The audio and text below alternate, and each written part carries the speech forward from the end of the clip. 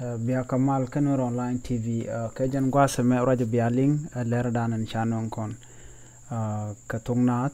Kabiar Palping Kaling Dian Lera Banding and Jan Guasame Gok and Nagnas T shop ko Kor de Baro Charge Yen Ngai Kon ka Guase Chua Goko Machine T shop ka Jan Bangwan and Tamas Chinati Grodi Rep Shiko Kor de Baro Shikana Chop Jelera Banding and Jan Guasame Biario Palping Chalar Nene Kenyan passer and chala no shin nasty chop ko kor with the barrow kor the barrow mechina cho kor barrow negre which ka Kenya chala no chayen and tama shimugu yana mo an wuda me jen wuda dan chayen Shalom Mackenzie Paul Mackenzie jera mandan and take a lwakot jen man chala gwasame chala no en gogo mo kie pasoro mo shal kaje Mackenzie shala no re luak enteten chanad yuko no movia tek biaje ke Jesus Mackenzie aramkel milagok kie pasor chegam go economo la de ola re ko la re luakos kesh luakod mishal ke Good News International Church luakod shale Good News International Church Antama chayen kene je kwarte chop ka bakel ne kon let kan duer tokel je kwarte chop ka bakel ten cha na jaka nak boska ke tek den kamis ko ne de chop ko kor uda baro je ken ci ke tesnian en man cha kulat ka kwide janam en Mackenzie naga na ti chop ko kor uda baro ke uda bangwan shirme kor de baro kala dana chalat ke je kana sato kanas ti tesnien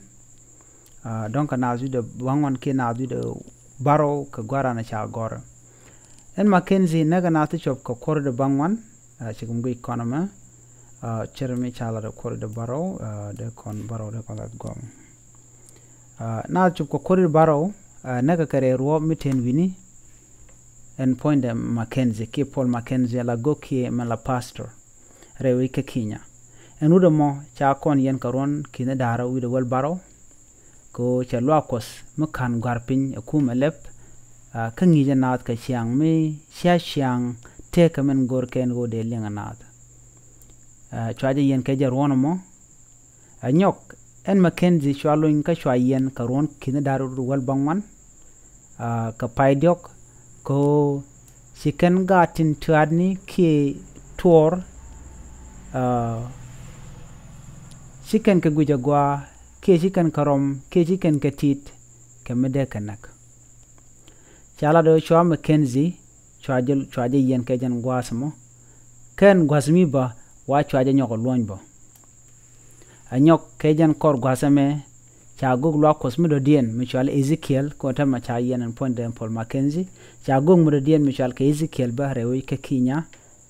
chwal Ezekiel Odero chwaje nyoka mi yan keje re duar mi shwale klifi en pasaro me yan keje ko jen chala no la na ta negaba ke jen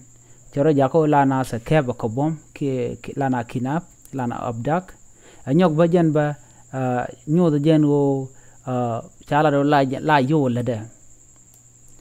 ba yo lat chikamen shalga money laundering chaje ko nyoda siang mi jek siang mi chala do sharan chaje de chengaja yen chala do che humanity che je yar alo che dermidi che je yar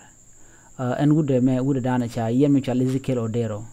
amano dina cha bujek bogwa se me yan gaje wude mo ken tiken ke link ke tiken ke mar ken Ramadan chal Mackenzie en Paul Mackenzie ken Ezekiel Odero chala do let ken kel kang dangro kanas ti jiwal kie ken ku ken winat ku ken yar chimgui kono mo shin nas kor te wichi yeken ti ketesnen ke tekmis ni ka kuida en wudme wudu shal Paul Mackenzie chikon ling ne jan kor jogan me to ne ru ngwa ke jelong cheng chu ka social media beje ki ka YouTube beje ka Kenya media ne dial ki social media dial chala la dan lede wajen je siang michro de lot te jela let la siang mi jek kalwa ko da dan teten chala Good News International Church yene dial konde la liyeng tentere lo kusgol tiada rodun ala go la kana to ko mat buga jien bo won michro de lot go je goda dan to ko je tan che man chanling ni ka ron kina daru du wal baro chwaje yen ka ron kin daru wal bangwan chwaje nyogo yen ka chwaje lun antama ka ron kina daru du jandaru dio ko me jami di ni jan che ku shep tene de kor de baro ke kor de wal ba ke kor bangwan che ka janaka e ka tek mis ni kan di ko dang bakele ko na cha yen kel antama cha jaga ko cha yen ko baje ti ka ngotlar jo to dera ndera gang ni tigran che de ban tigran ajele de yen lenga jan gwas mi jiram dit ke channel me gorjin bi subscribe gor ba jin bi nywa bo ne ko ken chuje pelo bi charbo bi ja gor pin wanamo ko bi rere kon larga tung wer bi ka chwaling bi ataga mal